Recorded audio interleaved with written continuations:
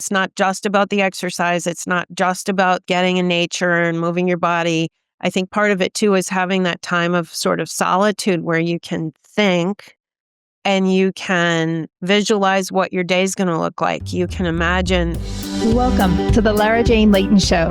This podcast is for you, the person who keeps putting others first. Your self-talk has held you back.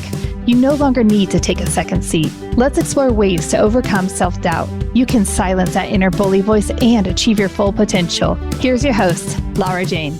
Welcome to the show, friend. My new best friend, Michelle, is with us today, and I am so excited because we are going to talk about the art bending time. How or what benefit would we get from bending time? You're going to find time to do the things you love. You're going to be able to live your best life. And Michelle's going to be able to teach us how to do that because I don't know how to bend time yet, and I haven't done it. So I'm very excited about this topic because I would love to get more done and love what I'm doing. So before we get started, let's get a quick word from our sponsor. When we come back, Michelle, help me bend time. We'll be right back. Hey, since I rarely have openings in my coaching schedule, I have a new resource out there on my website. It is called the BFF Coaching Network. And I have offered a spot there for any coach that has been on the show to list their coaching. You can go out there, you can listen to their episodes, you can feel a little bit about them, and then choose a coach that will work for you. So LaraJaneLayton.com, the BFF Coaching Network. All right, Michelle. I know you're master at this. I would love to hear a little bit of your backstory and how you came up with this.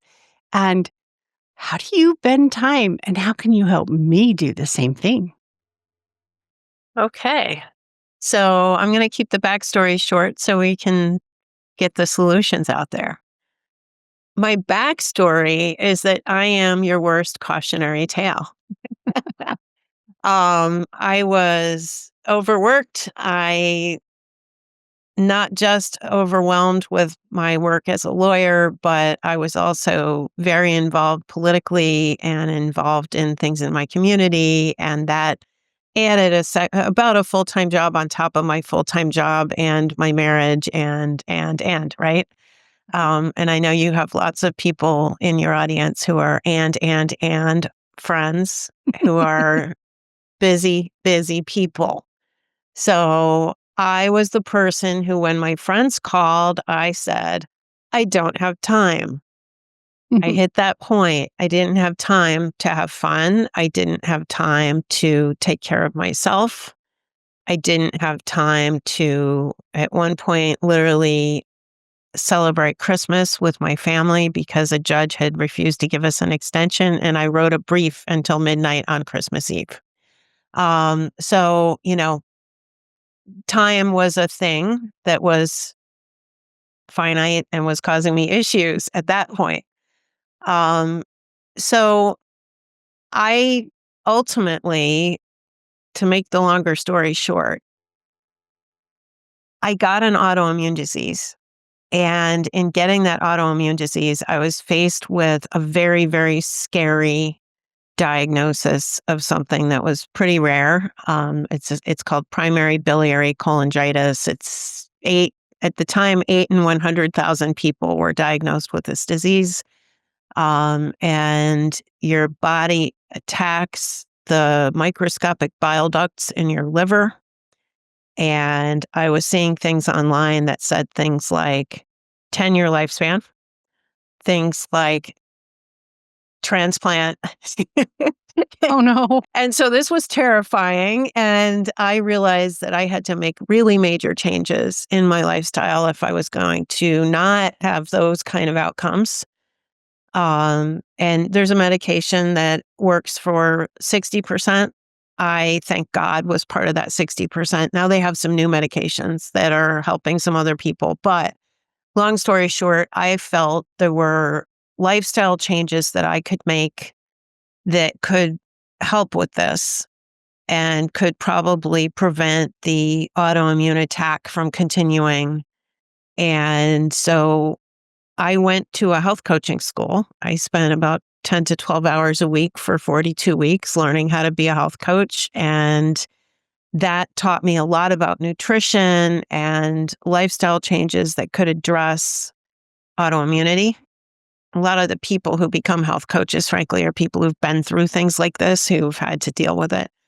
And so I did that to learn for my own benefit. And in the end, I made a lot of changes. And about, I don't know, I was diagnosed 10 years ago, by the way, not dead yet. You don't need My favorite Monty Python quote ever, I'm not dead yet. Um, but and I'm aging myself there. So yes, that age is true.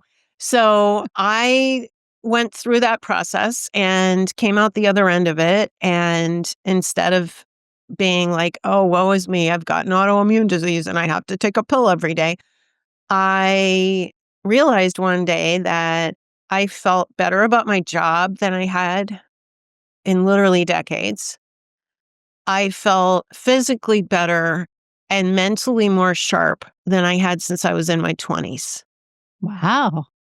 And I looked at that and went, wait a minute, like, I know I've done all these things. It kind of all, I won't say it was like this aha moment that all happened at once, but I sort of realized this. I was like, I'm really, really like all these things that weren't going well are now going right. And not just right, but amazingly well.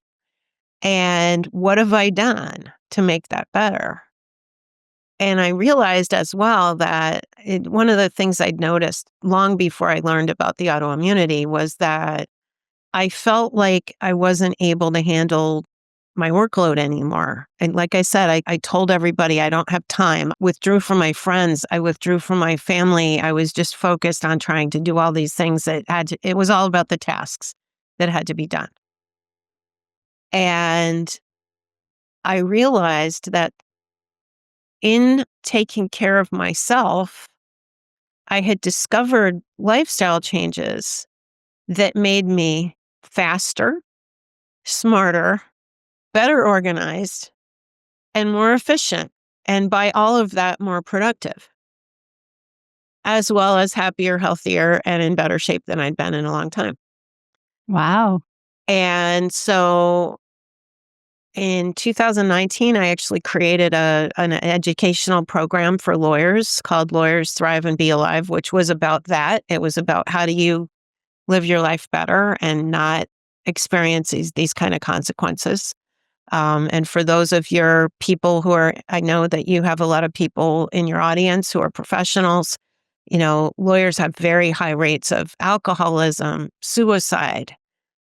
Burnout is like a lifestyle there. It's not even something you don't talk about it to this day. There's sort of talk about burnout, but it's like people don't want to acknowledge it. And I realized that my awareness of burnout was very limited when I was experiencing it, which I did in a big way. And I truly believe that was sort of a precursor to the autoimmunity. But I also realized that, the first thing I noticed that was wrong was this business about not being able to get things done and not being able to be focused and thinking that I had a problem with time management. So what did I do in 2012? I bought a course on time management. And I thought I could fix all these problems by buying a traditional time management course.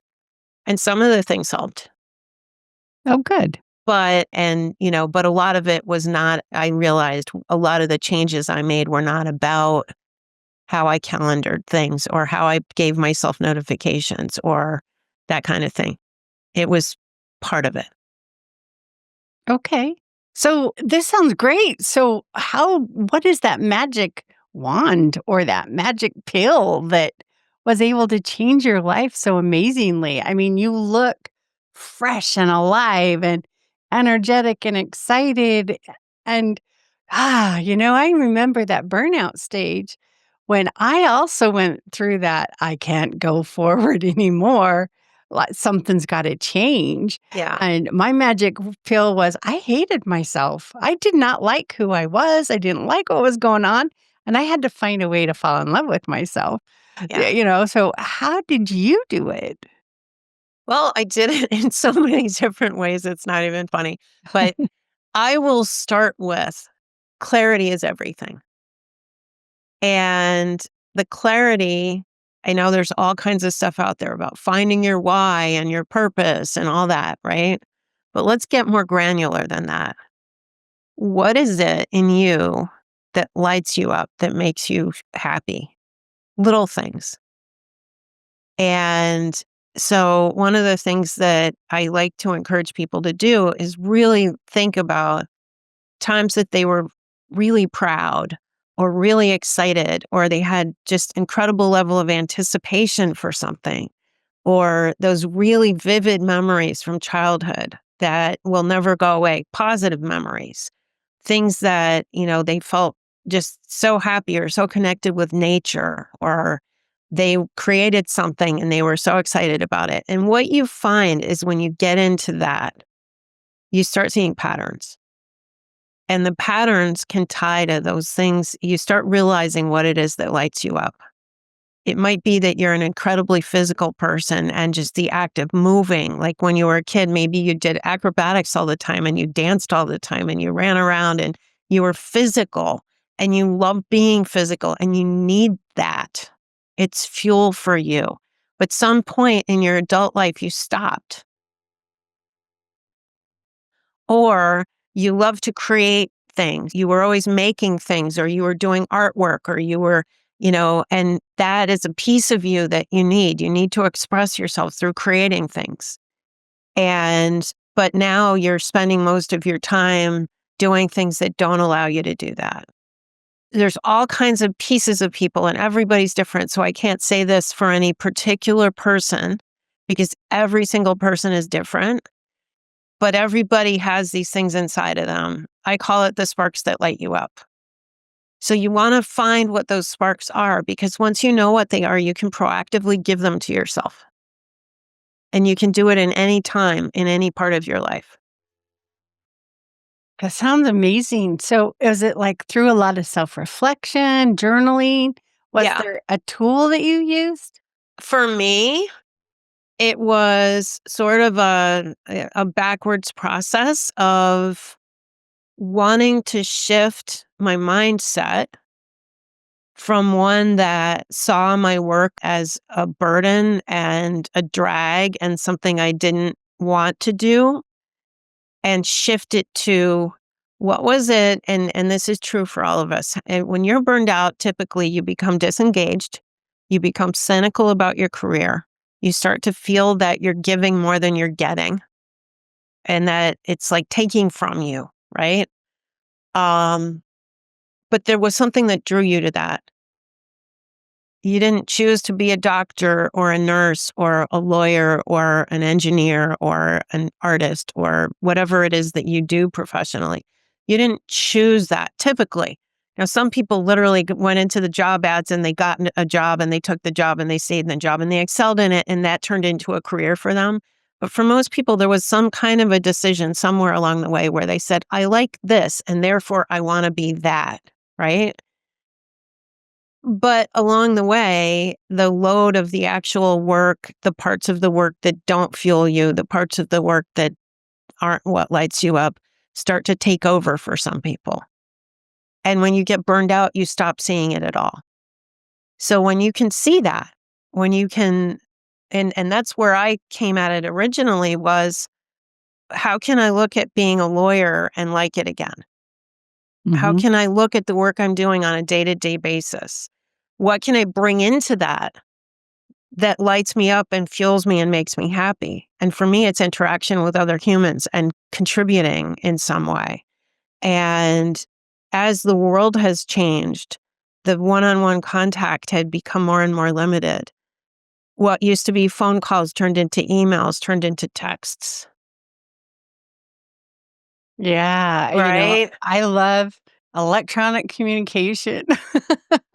I mean, it's great in that it's efficient, but you lose that human connection. And when you don't have the human connection, and the only time you talk to your client is when they're upset because the bill was big this month, it makes it hard to love that job. Yes. even though you're doing good for them, even though you're doing quality work, and one day they're going to win, that's not the interactions you're having. Right. And so just finding those moments, you call them glimmers, right? Yeah, sparks that light you up. Sparks. Those moments that, like, should I like write him down? Ooh, I just was talking to John and he just made me feel happy. That, or I just got out of a meeting and I felt like I really did this well. Write down those things that sparked you up. Well, and so what I recommend is people start by recognizing what those things are and then find ways to build those into their life. And I don't mean just their job, because we're whole human beings. So, as a whole human being who has an office they go to, or maybe doesn't anymore because they work remotely and their office is their corner of their dining room, Yeah. whatever that is, right? A person who takes care of their kids, who goes to the sporting events, who's part of a parent teacher organization, who is involved in their church or in something in their community. As they go from these place to place to place in their lives, there are infinite opportunities to bring in those things that light you up. And if you know what they are, you can proactively make that happen. That So might be as simple as initiating a conversation with someone while you're standing around waiting for the meeting to start, where normally you might just sit there in your chair and wait. yes. And so if I was to think, every time I get a moment to just be outside, that gives me those sparks. Hmm. So how do I build that? Getting outside and enjoying the beautiful sky or the weather or whatever every Yeah. day, then And maybe you build that with, you need to exercise more and you hate going to the gym, and so you haven't been exercising.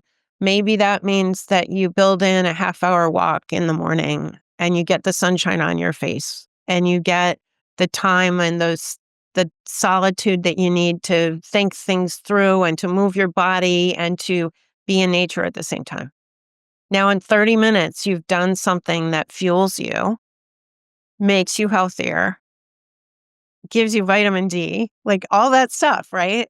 And you've done it in a way where if you'd gotten in your car and you'd gone to the gym and you'd sat on a machine and you'd hated it,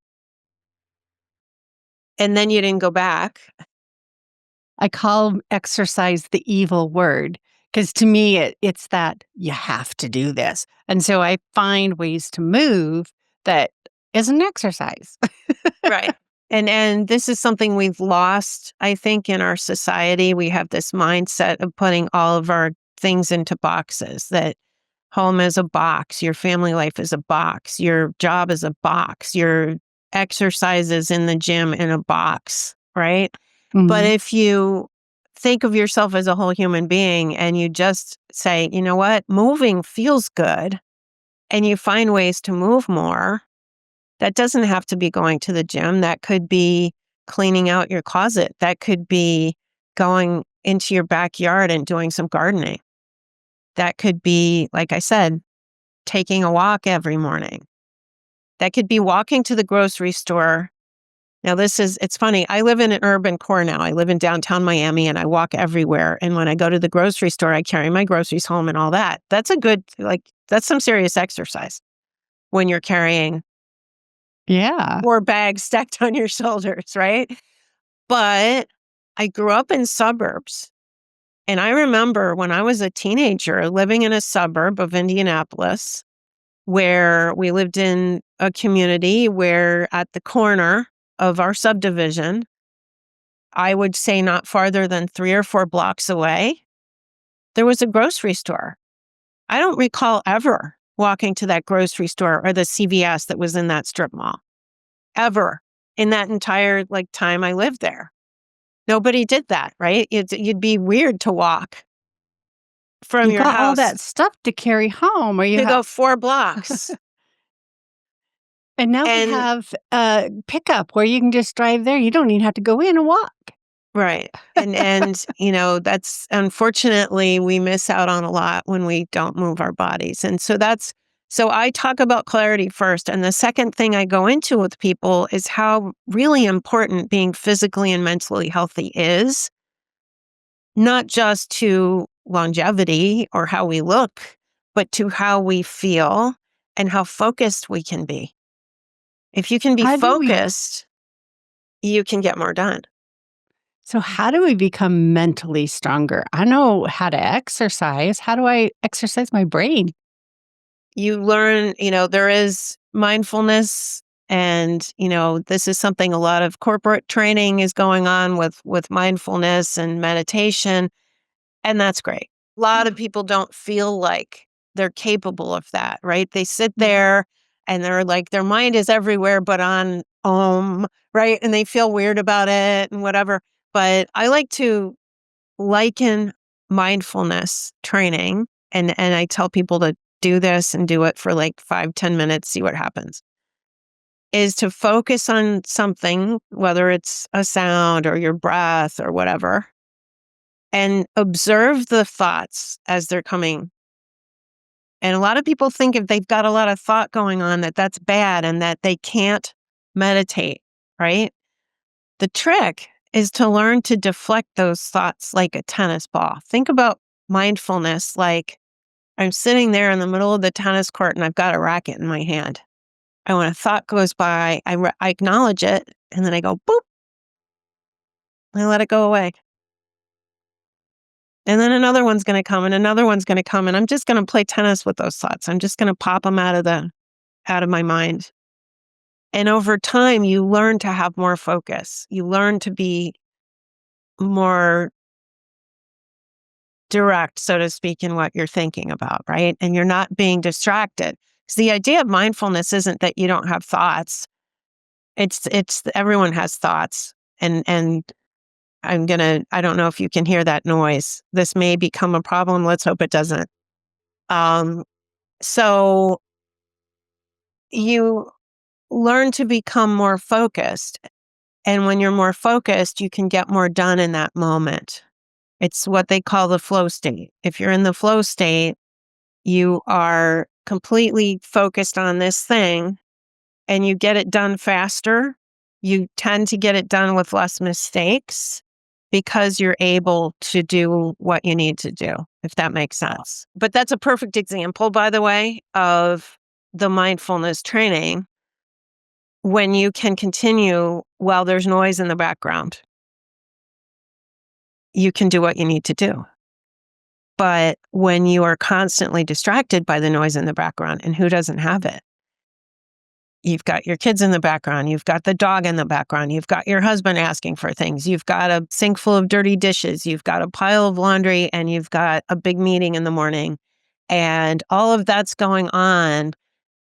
How do you focus on one thing at a time so that you can get things done? Because truly, it doesn't work to try to do them all at the same time. You just end up going crazy. And multitasking is a fallacy. There are psychological studies now that show that when you multitask, you're less effective in any of the tasks, but you also are depleting neurotransmitters because it's like you're going boom, boom, boom, boom. Like you're switching. You're not really multitasking. You're just switching back and forth faster and faster and literally burning up neurotransmitters while you're doing it. And that can affect your ability to focus. Absolutely. So it kind of like once we've done our identifying what lights us up, Mm-hmm. then we're going to add that intentional um, process into our lives that I'm trying to think of what the words, the intent, that mindfulness is I'm going to go on a walk because it's good for me or because why am I doing this? That Right. intent. And you're giving yourself calm, you're giving yourself space, you're giving yourself a place to think. You're making your body healthier, which is going to also help you with your focus and your stamina. And all of that will make you more productive, not less productive. I would love to see a study that shows this. I can tell you for sure it's true for me that if I miss that moment of movement in the morning, I am not effective for the rest of the day, not nearly as effective. And I Can you think it's there's a lot of different reasons for it. It's not just about the exercise. It's not just about the getting in nature and moving your body. I think part of it too is having that time of sort of solitude where you can think and you can visualize what your day's going to look like. You can imagine, okay, you get sort of in your heart and in your body and in your mind, this is how my day is going to play out. And then it's almost like you can practice that and then actually do it. is there a next step? Well, the next step, and like I said, this is, and if I were to work with you as a client, or if I were to do a corporate workshop, I would be telling you about, we have different aspects of health, and all of that is kind of part of that step. That would not just include this; it would include eating healthy foods, being hydrated, and sleeping enough, because all of those things feed together to help you be as healthy and efficient and effective as you can. How do you sleep enough when you got to get the laundry done? You got to do the dishes. You got to make sure the kids did their homework or they're ready for tomorrow. And you have to you have to hurry and type up before you get Of to work the course. next day. And then, of course, you have an early morning meeting. So you need to get there in time to get everything ready. So you're surviving on 5 to 6 hours of sleep a night and depleting that energy. It's like, Right. can you do the exercise at lunch and then be effective the rest of the day? Or, it just there's so much. There is. There is. And so let's break that down. So I'm going to take you into the next step. And the next step is something I have a character that I use that I call time suck ninja. My goal is for everyone to be a time suck ninja. If you're a time suck ninja, you can make magic happen and you connect dots and you can make more of your time. It's truly bending time. So as a time suck ninja, you need to master two different things. One is dealing with what I call your internal time sucks. Your internal time sucks are things that you do, not other people, um, that take away from your effective time. And a lot of times for people, those are things that they do either to avoid or to procrastinate or to because they're afraid or they're stressed and they're self-soothing. So they do things like scroll Facebook. They do things like stop to watch television and that turns into 2 hours of watching television in the middle of the afternoon, or or at night when they could be doing other things like having quality time with their family. Um and I'm not going to say that's always negative. Sometimes it can be very positive if you're using it right. But, we all know what it's like to escape into a rabbit hole of Netflix, or into something that could be entertainment and relaxing, but used to excess. It's a time suck. Um, then we look at other things that can impact us. This can be other people's priorities. And for the moms out there who do everything, this is huge. Because when you are driven by other people's priorities and you lose sight of your own, that's when you will get burned out. It's when you will get resentful. It's when you will start to be scattered and stressed, and chronic stress becomes part of your life. And you can't, as they say, you can't, take in an airplane, right? Take the oxygen for yourself before you try to help somebody else. The truth is that's what it's like in life. If we're not giving ourselves the fuel that we need and taking care of ourselves, we're burning ourselves out. Our reactions towards other people are affected by it. Our ability to be efficient and effective and organized and all those things is affected by it. So, you want to deal with those environmental things that are a problem. Um, Maybe disorganization causes you to waste 15 minutes looking for your car keys before you leave. How many of us have been there, right? Or you literally can't find what you need to do what you've got to do, or you go to do, you want to dress for something, but you haven't done laundry and you don't have the clothes you need to wear to it. There's all kinds of things like that, that if we just were more thoughtful about our organization ahead of time, we wouldn't have that problem. And the other thing is, for some reason, so many of us think that we need to do everything. When you were talking before, what I was hearing was, I have to, I have to, I have to, I have to, I have to. And you just named like all of the functions of your household, and you have to do all of it. And it's very easy to fall into that trap. It's very easy for a lot of people find themselves in a situation where, because of habits that have been built up over time in their family, they're still the one who does everything, but their children aren't 5 anymore. And, so it's okay to rely on and trust other people. And it's okay to share. And this is where vulnerability comes in. A lot of people don't want to be vulnerable. But, one of the lessons that I learned through all of the stuff that I've been through, that I thought was probably one of the most valuable lessons, was I had a friend say to me, "You never let people help you." And I said, "What do you mean?" He said, "I can't tell you how many times I've offered to help. And every time you've said, 'I'm fine, it's all right. I don't need help.'" And he said, "Honestly, it hurt my feelings." He was a giver. Well, and yes.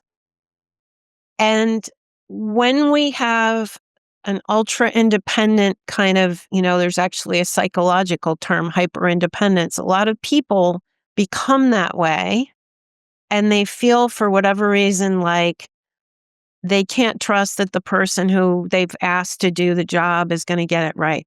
Well, you can't hand off the laundry to your teenage kid and have them get it perfectly right the first time. They need to learn. And it's going to take time and a little encouragement. And over time, people learn. But if we never ask for help, or when it's offered, we never accept it, we're literally pushing off connection. And that affects our relationships, as well as our own feelings that, like I said, this can lead to burnout because you feel isolated.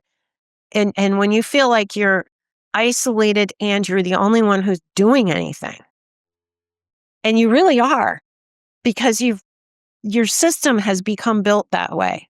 You need to find a way to break down that system. And you need to find a way to have those conversations with the people you love, and to be vulnerable and to say, "I can't do it all."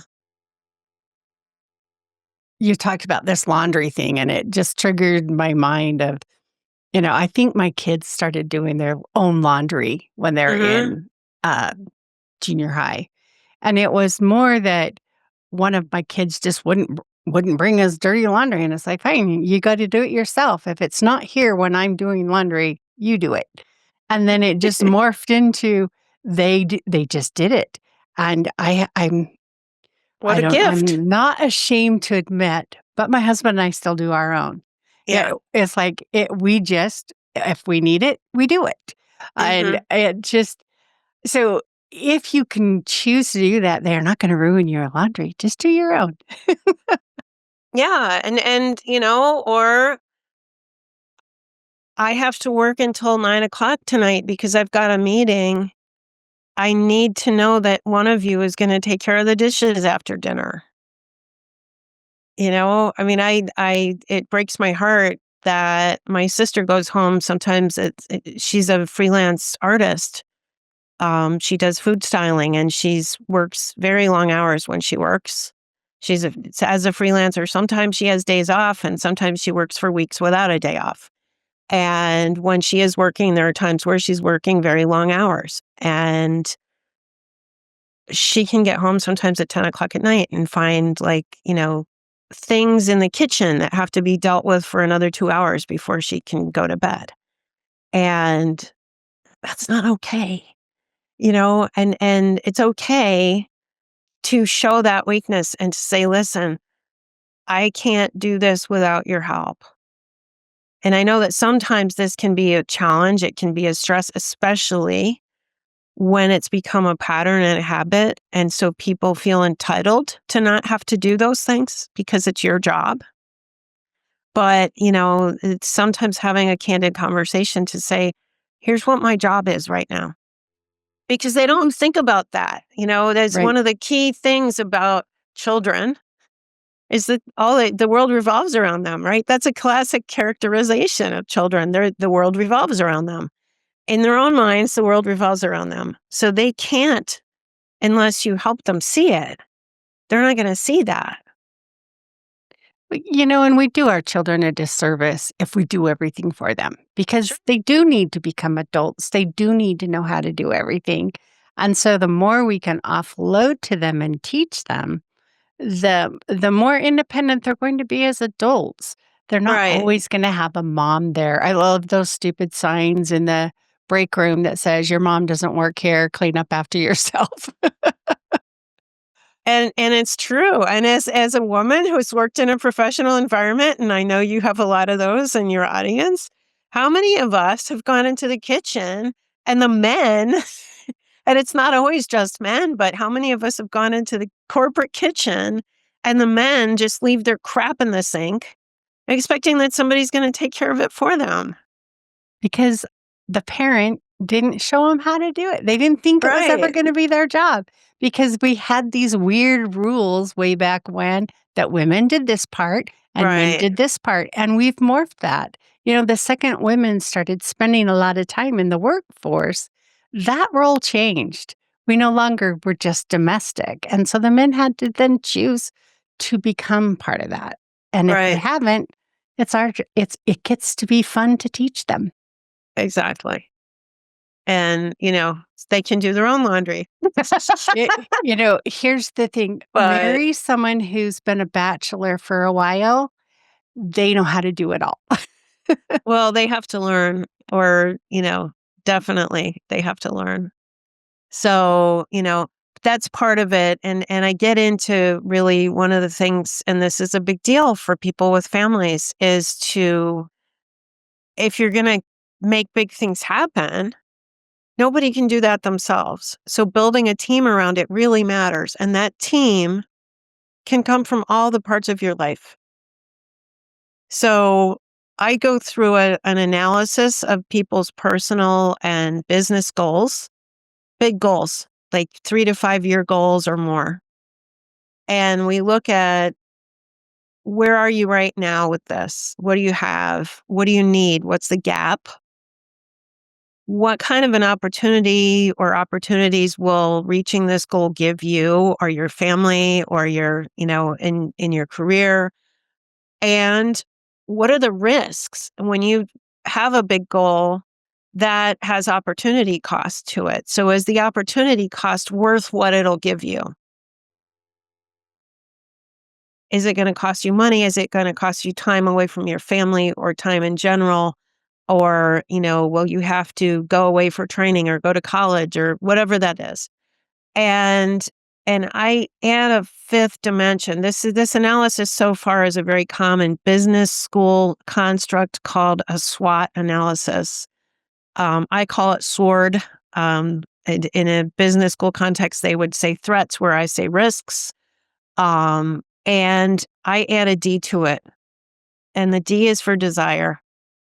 The reason I do that is because a lot of times when people go through these goals that they've been seeing as their big life goals and ambitions, and they really analyze it, they think deeply about it. Where am I really? What is it going to cost me? All that.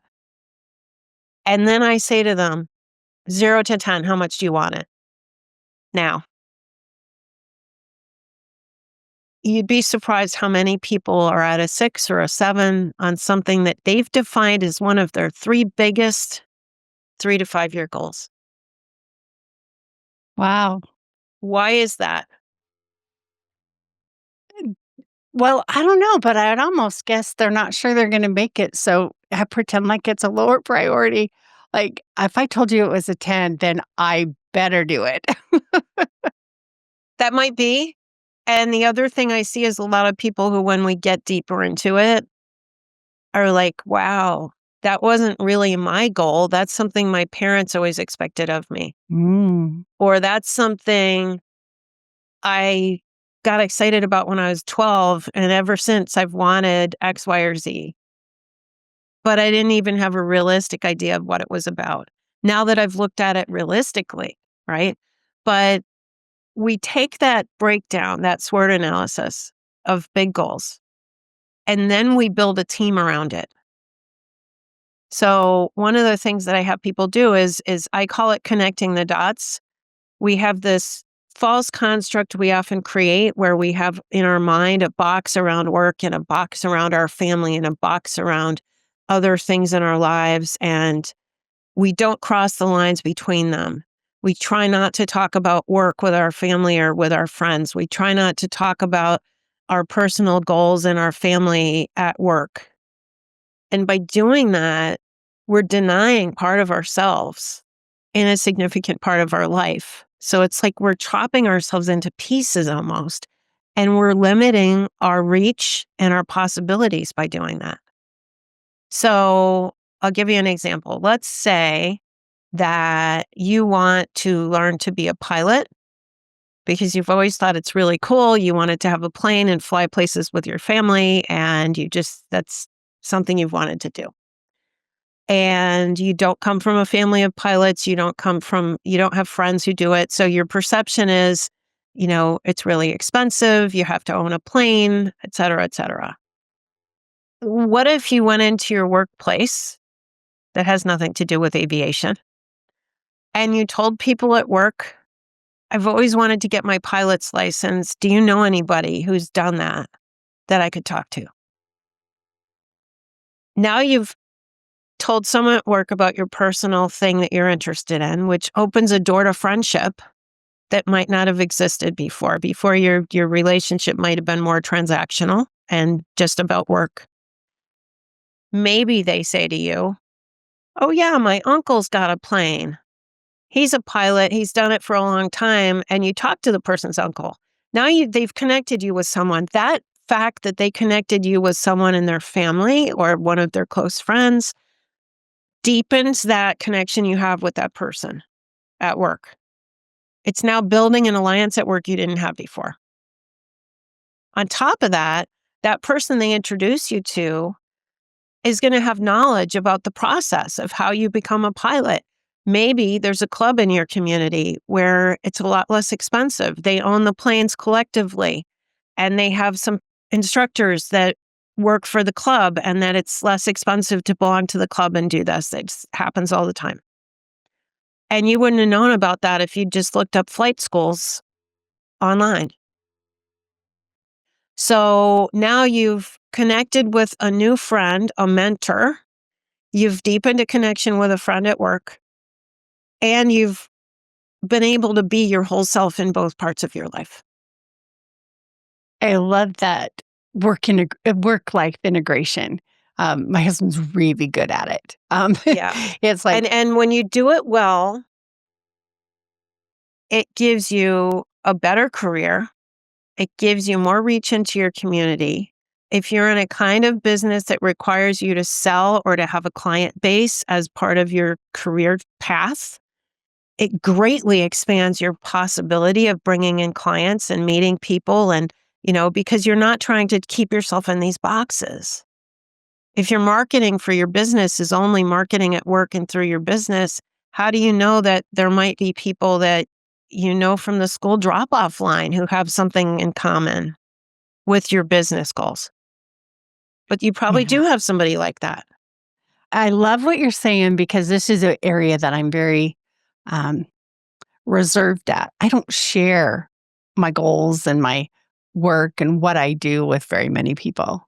It's they're near and dear to my heart because I kind of feel like they probably don't care.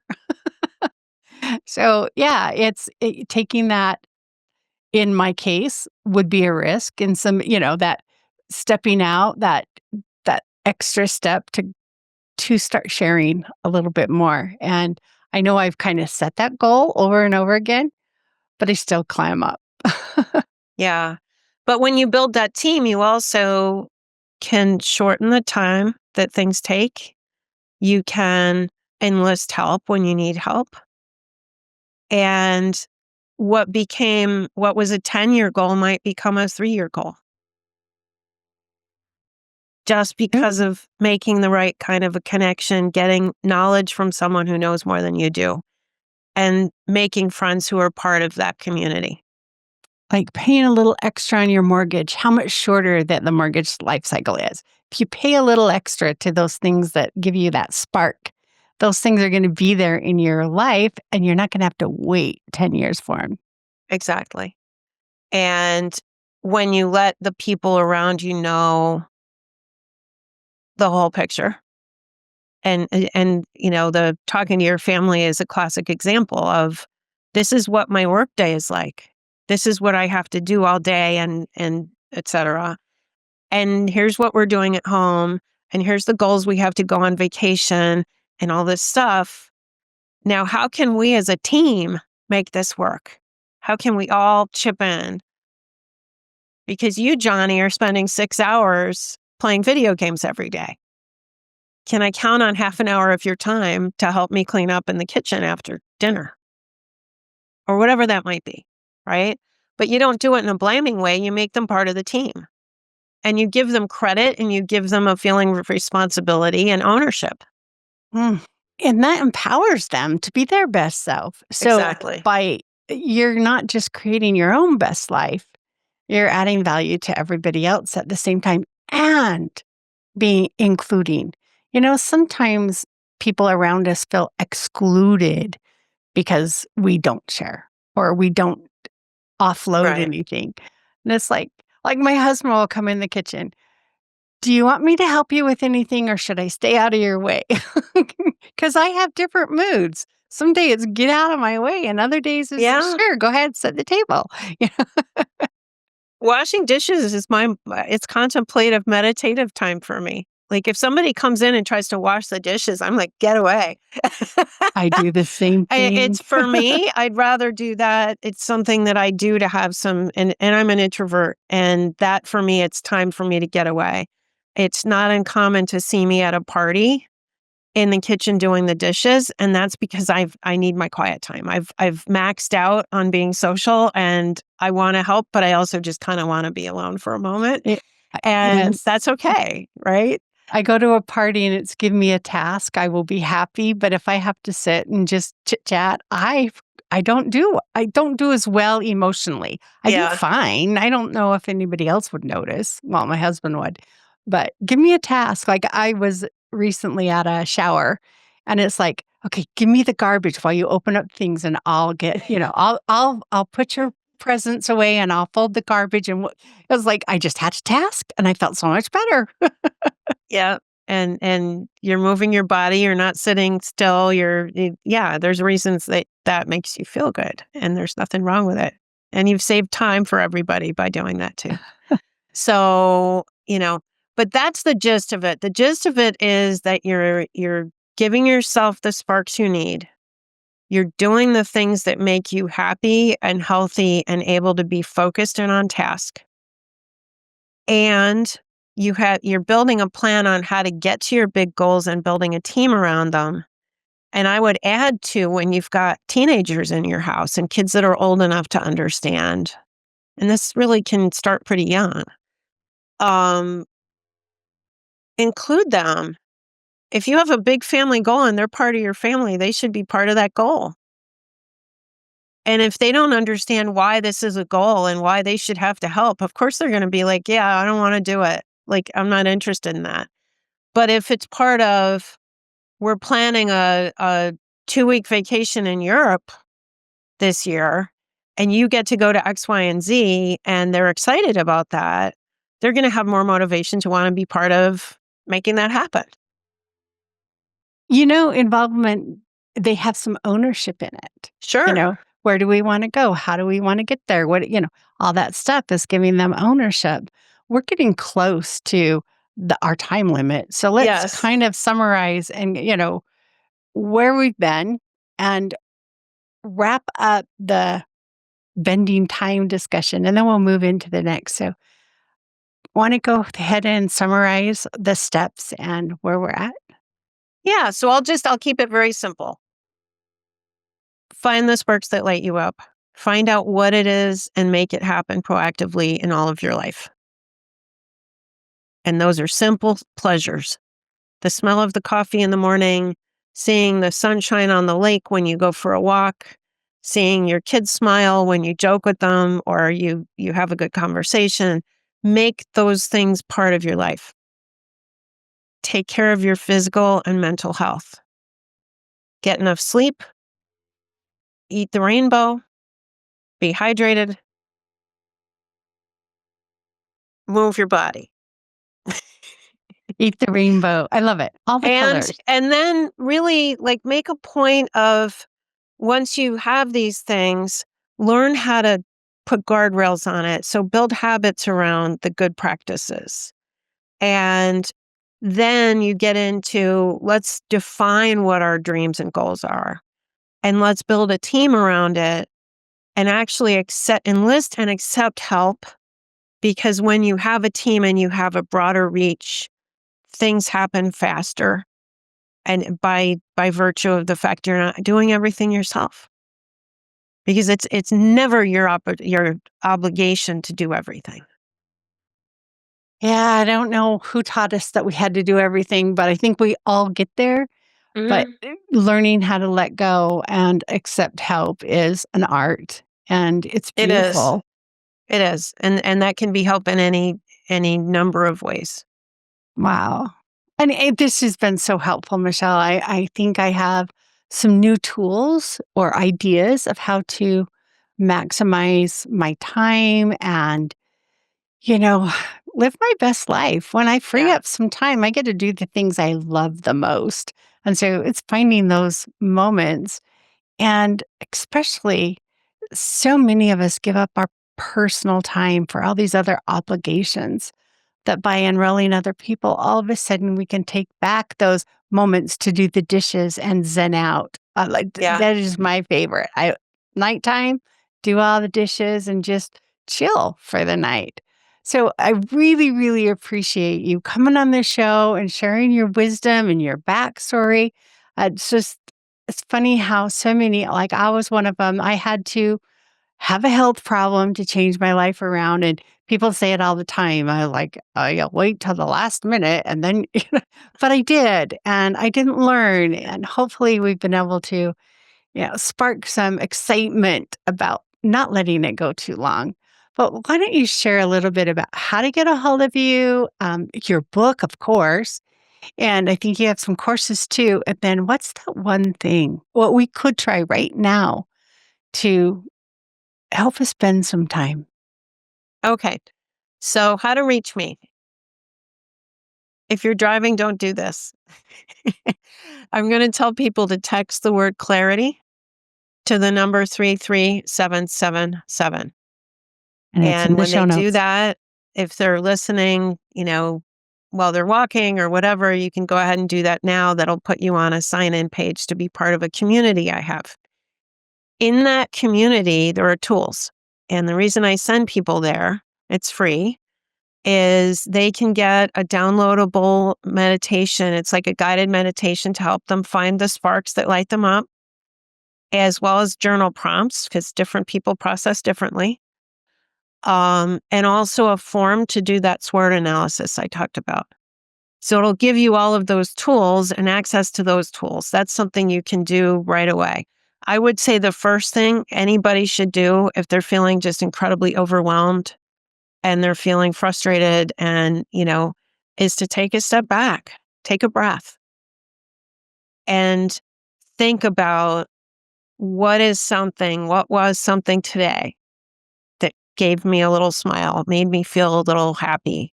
It doesn't have to be the biggest thing. It doesn't have to be a massive accomplishment. It could be as little as I cleaned the kitchen and now it looks I felt good when it looked clean, right? Some people, all of us have different things that light us up. Find one of those things and enjoy that for a moment. And then try to both bring in things that light you up and bring in that sense of joy into the next step, into the next thing you're doing. And stop trying to multitask all the time. Doesn't work. Take a breath. Yeah. I love it. Thank you so much, Michelle. All that information is in the show notes. So if you were driving, it's there for you when you get to the office. This has just been great. Thank you. And friend, thank you for joining us. Michelle and I are not medical or mental licensed professionals. It's people who have fallen on their face and gotten back up and would love to help you stay upright and move forward. So stay tuned for the next episode. Are you tired of waking up exhausted? You are not alone. If you're looking to take your life back, let's start with the simple step of adjusting your self-talk. Stay tuned for the next episode with your host, Lara Jane. Remember to follow the show so you don't miss the next simple step that you can use to feel more confident. And please leave an honest review.